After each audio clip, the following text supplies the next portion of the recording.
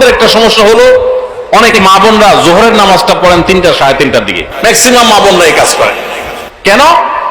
কারণ দুপুরে ওনারা রান্না বাড়া করেন, রান্না বাড়া করতে গিয়ে ওনারা শরীর ঘামায় টামায় যান, তখন শয়তান এসে মাসালা নিয়ে হাজির হয়। শয়তান ওনার মাথায় একটা মাসালা ঢুকায়। কি মাসালা ঢুকায়? বলে, দেখো বোন, তুমি এত কষ্ট করে এতক্ষণ রান্না বাড়া করলা, রান্নাঘরে গেছো, গরমে ঘামায়া স্যাঁতসেঁতা হয়ে গেছো, এই শরীর নিয়ে তুমি আল্লাহর সামনে কেমনে দাঁড়াইবা বলো? তো এবার বোন শয়তানরে জিগায় মনে মনে আর কি, তাহলে কি করতে হবে?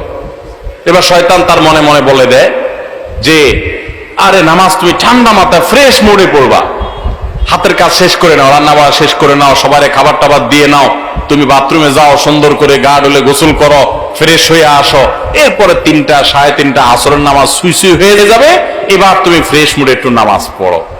কাজটা কি ভালো হইলো না খারাপ হইলো? দেখতে কিন্তু ভালো মনে হচ্ছে, তাই না?